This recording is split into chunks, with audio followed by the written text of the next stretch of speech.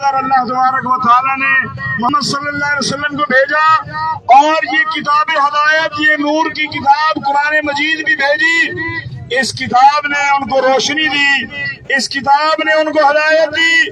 وہی قوم جس کا کوئی نام و نشان بھی نہیں تھا اتنا زیادہ، وہ قوم پوری دنیا کی سربراہ بن گئی۔ وہ قوم انہوں نے پھر دنیا کے اوپر حکومت کی۔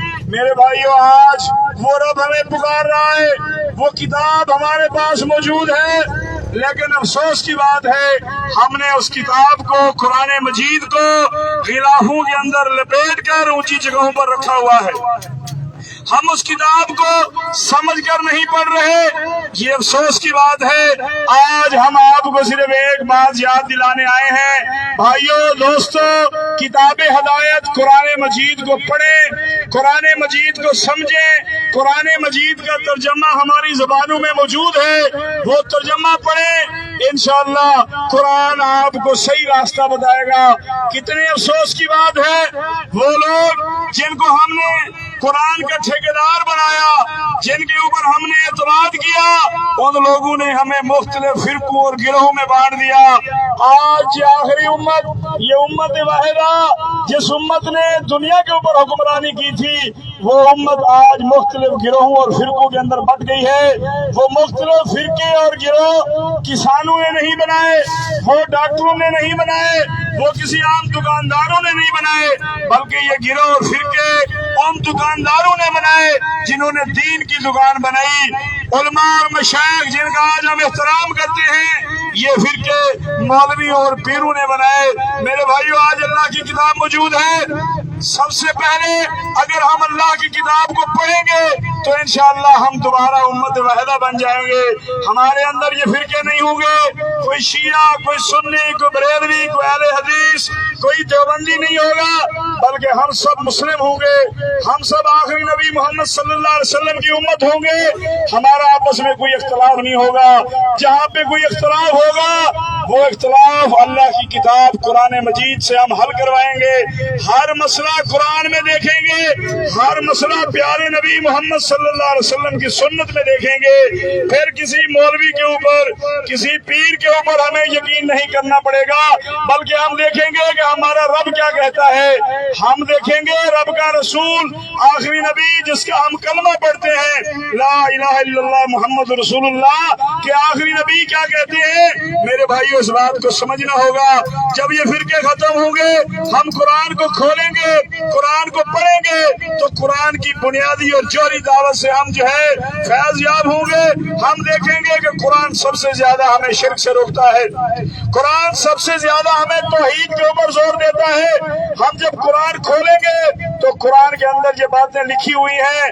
قرآن ہمیں یہ بات بتاتا ہے، ایاک نعبد و ایاک نستعین، قرآن پڑھنے والوں ایک اللہ کی عبادت کرو، ایک اللہ کے آگے سجدہ کرو، ایک اللہ کے آگے رکوع کرو، ایک اللہ کے آگے جھکو، ایک اللہ کے نام کی نظر و نیاز کرو، ایک اللہ کی عبادت کرو۔ یہ بات ہمیں قرآن بتاتا ہے۔ جب ہم قرآن کھولیں گے تو انشاءاللہ آج جس طرح ہم قبروں کے اوپر، مزارات کے اوپر جو خلاف سنت بنی ہوئی ہے، ہم ان کے اوپر جھکتے ہیں، وہاں جا کر سجدے کرتے ہیں، وہاں پہ ہم عرس اور میلے مناتے ہیں، وہاں ہم طواف کی طرح جو ہے پھیرے لگاتے ہیں، انشاءاللہ ہم چھوڑ جائیں گے۔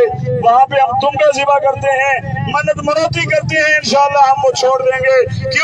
کیونکہ پیارے نبی محمد صلی اللہ علیہ وسلم نے بتایا، جابر رضی اللہ عنہ روایت کرتے ہیں، اللہ کے نبی صلی اللہ علیہ وسلم نے اعلان کر کے ہمیں یہ بات بتائی کہ لوگوں، میرے امتیوں، خیال کرنا، قبر کو پختہ نہ بنانا، قبر کو پکا نہ بنانا، قبر کے اوپر مزار وغیرہ تعمیر نہ کرنا، قبر کے اوپر مجاور بن کر نہ بیٹھنا، قبر کے اوپر عرس اور میلے نہ لگانا، قبر کو چونے اور رنگ نہ لگانا۔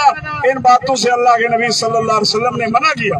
تو میرے بھائیو، جب رسول اللہ نے منع کیا، ہم اللہ کے نبی کے امتی ہیں، تو ہمیں پھر یہ قبریں زمین کے برابر کرنا پڑیں گی۔ جیسے رسول اللہ صلی اللہ علیہ وسلم نے یہ قبریں زمین کے برابر کروائی، ہمیں یہ قبریں زمین کے برابر کرنی پڑیں گی۔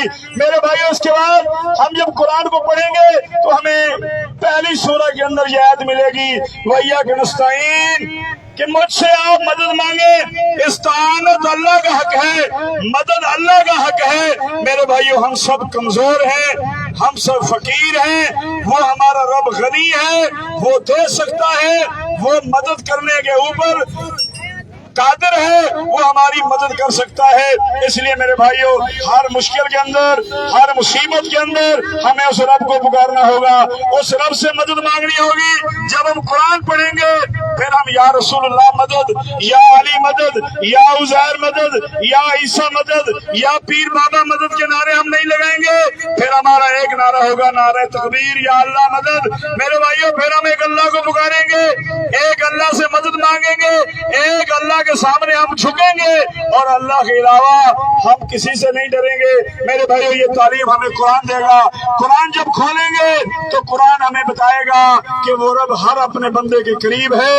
وہ اعلان فرماتا ہے وَإِذَا سَأَلَكَ عِبَادِي عَنِّي فَإِنِّي قَرِيبٌ، میرے بندے جب میرے متعلق پوچھیں تو میرے بندوں کو بتا دو میں تمہارے قریب ہوں۔ جب کوئی سوال کرنے والا مجھ سے سوال کرتا ہے تو میں اس کے سوال کو سنتا ہوں، میں جواب دیتا ہوں۔ تمہیں بھول لگی ہے، یہ قبر والے تمہاری نہیں سن سکتے، یہ قبر والے قرآن نے بتایا وَهُمْ عَنْ دُعَائِهِمْ غَافِلُونَ، یہ غافل ہے، وہ رب تمہارے قریب ہے۔ کتنا قریب ہے؟ فرمایا وَلَقَدْ خَلَقْنَا الْإِنسَانَ، ہم نے انسان کو پیدا کیا۔ ہم سب غور کریں، پانی کے ایک قطرے سے ہمیں کس نے پیدا کیا؟ ہمیں اس رب نے پیدا کیا۔ مالک فرماتا ہے انسان کو تخلیق بھی ہم نے کیا، اور ہم وَنَعْلَمُ مَا تُوَسْوِسُ بِهِ نَفْسُهُ، اس انسان کے دل کے اندر جو خیال آتے ہیں وہ رب کہتا ہے کہ ہم ان خیالات کو بھی جانتے ہیں۔ وہ رب ہمارے دل کے خیال جانتا ہے۔ ایک گونگے آدمی کی آواز نہیں نکلتی لیکن رب اس کے دل کے حال جانتا ہے۔ ایک بندہ کسی کو کچھ نہیں بتاتا، اس کے دل کا حال بھی اللہ جانتا ہے۔ فرمایا ہم اس کے دل کے حال جانتے ہیں۔ وَنَحْنُ أَقْرَبُ إِلَيْهِ مِنْ حَبْلِ الْوَرِيدِ، اور وہ رب ہماری رگ کے گردن سے، یہ ہماری جان کی رگ سے، ہماری شہ رگ سے وہ رب زیادہ قریب ہے۔ جب وہ رب اتنا قریب ہے میرے بھائیوں تو پھر ہمیں کسی اور کو پکارنے کی کیا ضرورت؟ پھر کسی اور کے واسطے وسیلے دینے